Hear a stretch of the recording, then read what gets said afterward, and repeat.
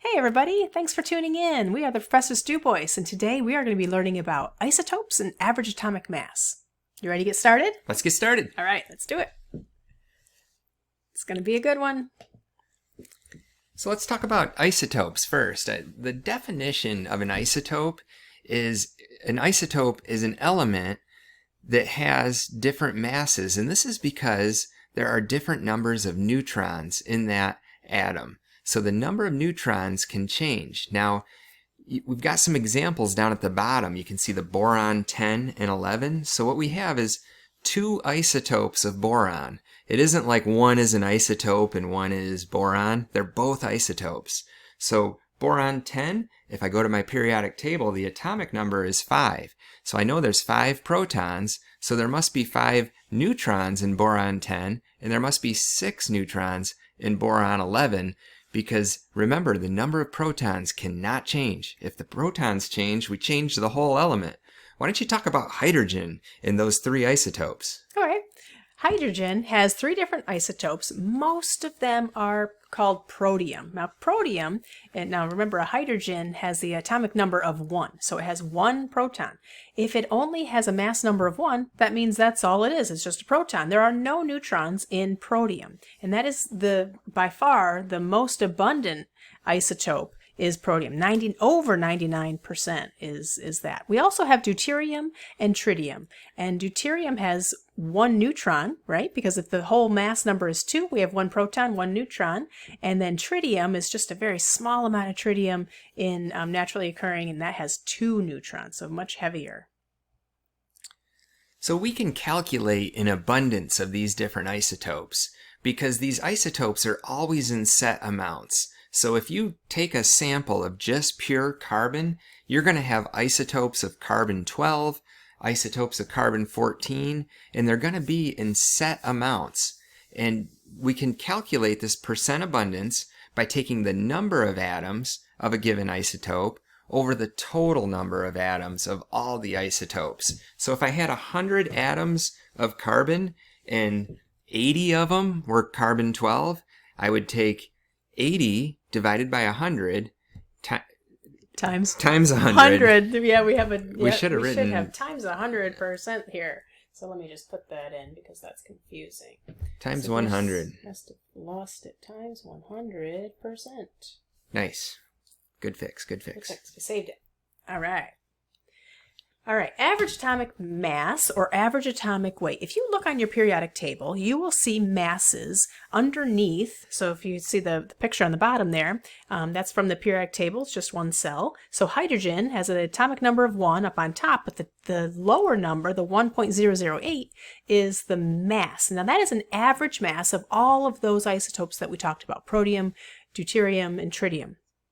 And those averages we can calculate if we have the percent abundances and the masses for those isotopes. So the average atomic weight is your percent abundance divided by the 100 times the mass of each of those individual isotopes. So this is kind of confusing with the formula, so we want to just show you an example here. Yeah, always better to just show an example. Always better.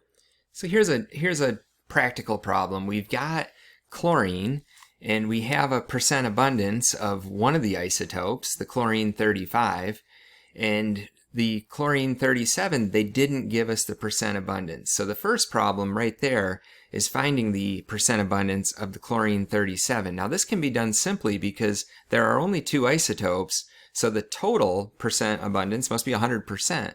So I take my 100%, subtract the 75.77, and I'll get 24.23, which is the percent abundance of the chlorine 37. Now also notice they gave masses.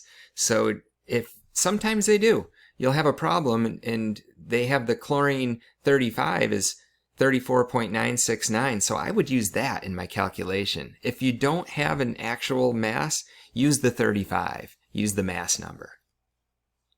Okay, so here it is. So average atomic mass is equal to the percent abundance. So we have the first isotope in this first set of calculations here. So we have our percent, and we bring it back down to a decimal, divided by 100. So this is 0.7577 times the mass of that individual isotope. If I was not given a very exact mass, I could use 35 here.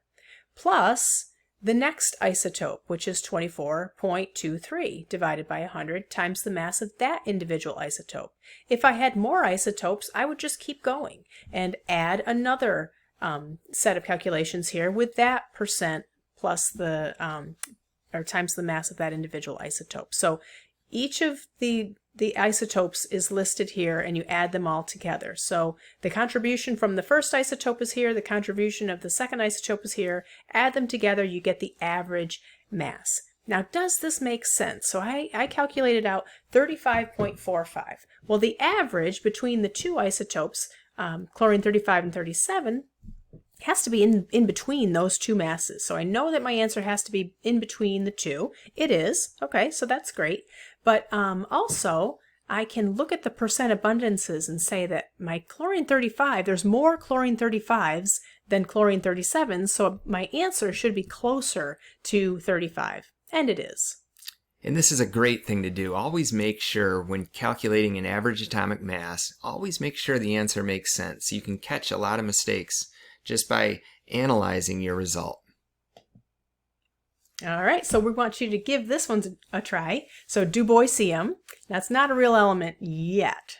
Don't count us out yet. So give this a try. We have two isotopes, and I want you to pause the video, and we're going to give you the answer in just a moment. Here's the answer. So you should have gotten 96 AMU. And would this answer make sense? It looks like, I think if we had more decimal places in the mass, we would have, it looks like we're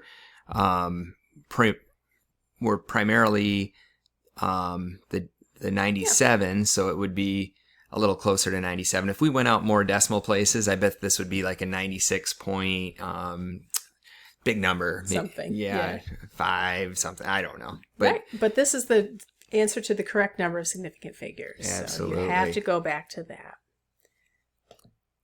All right. So thanks for tuning in, guys. I hope this was helpful, and we want you to stay tuned because our next video is going to be learning about the periodic table. Dun, dun, dun! Periodic table!